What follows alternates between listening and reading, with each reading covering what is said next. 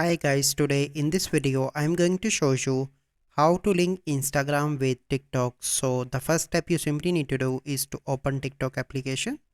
So once you open TikTok application, you simply need to log in into your account and click on profile in the right bottom. Okay, so once you are here, you simply need to click on this edit profile and then you simply need to scroll down and here you can see Instagram and YouTube. You simply need to click on add Instagram.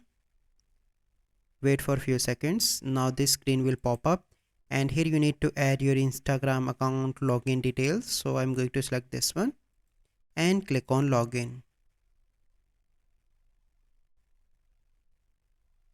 So once it is login, it will ask you to connect. Then you simply need to click on allow and wait for a few seconds, and after that your Instagram account will be linked with TikTok. So let me refresh this and here you can see that. So this is the complete process. I hope you find this video helpful.